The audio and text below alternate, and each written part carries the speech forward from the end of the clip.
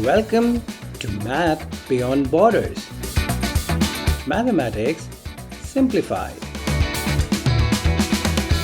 तो दोस्तों, पिछले हमने कुछ अभी तरीके देखे थे जिसमें हमने रिडक्शन सीखा था, अलजेब्रिक इक्वेशंस को कैसे हम एक ही एक्शन को दोनों तरफ लेके और उसको ठीक करते हैं। इस वीडियो में मैं आपके साथ शेयर करूंगा वो तरीका जो मैं यूज़ करता हूं, और मेरे तरीके में सिर्फ ये आसानी होगी कि मैं आपको सिखाऊंगा ट्रांसफ़र मेथड।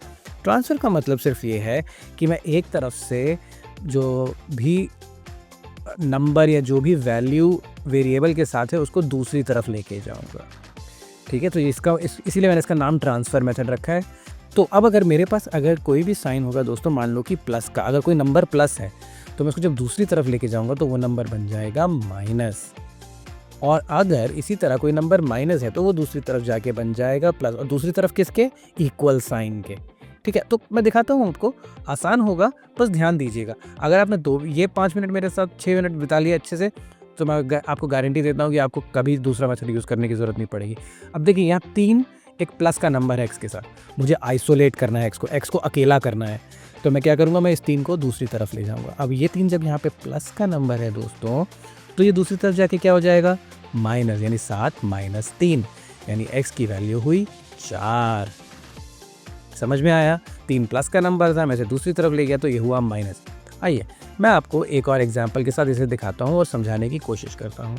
ठीक है, तो अब ये जो नंबर है यहाँ पे मुझे दिख रहा है कि x के साथ है -5, है ना? तो अब ये एक माइनस नंबर है, तो जब माइनस नंबर को मैं दूसरी तरफ लेके जाऊँगा दोस्तों तो क्या होगा?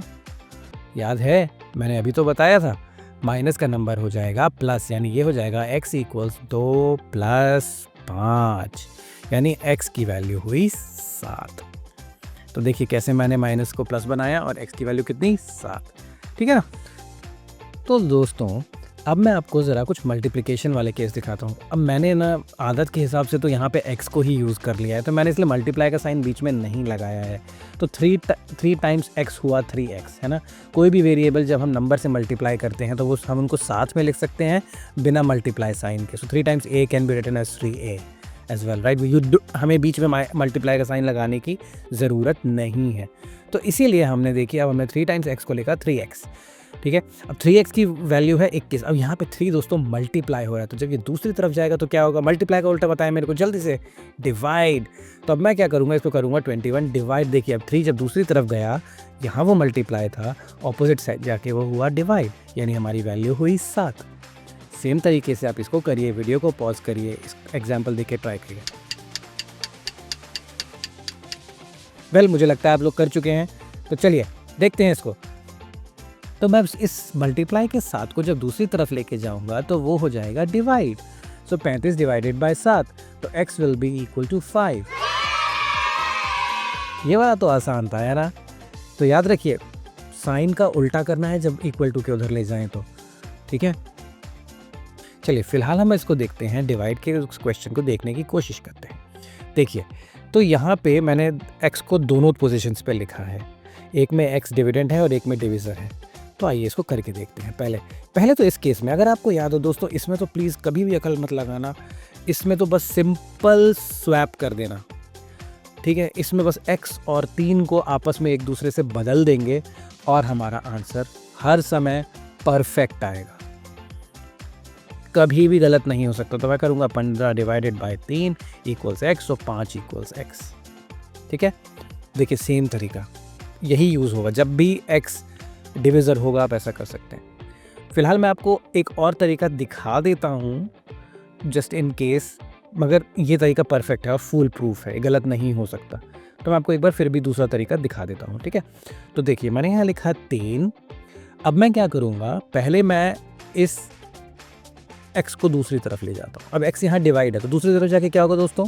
मल्टीप्लाई। और मैंने आपको अभी बताया जब मल्टीप्लाई होगा तो आप एक साथ लिख सकते हैं 3x। 3 गुणा x 3x लिखा जा सकता है। अब मैं दोनों साइड्स को सेम नंबर से डिवाइड करूंगा, जो एक रिडक्शन का मेथड है, तो मेरा x की वैल्यू 5 आएगी। अब अगर आपको याद हो, स्वैप करके भी हमारी वैल्यू 5 ही थी दोस्तों, है ना? चलिए दूसरा वाला करते हैं। इस केस में तो और भी ज़्यादा सिंपल है, सिर्फ अपना लॉजिक अप्लाई करेंगे। डिवाइडेड बाय 15 है, तो दूसरी तरफ जाके क्या होगा दोस्तों? ध्यान दिलाइएगा, मुझे याद नहीं आ रहा। मल्टीप्लाई, सही। तो 3 गुणा 15, तो यानी हमारा आंसर अब इस x ये मल्टीप्लाई है, प्लीज़ इसे x मत समझिएगा, ठीक है। तो x की वैल्यू हुई 45। आसान था, है ना। हमारा वीडियो देखने के लिए धन्यवाद।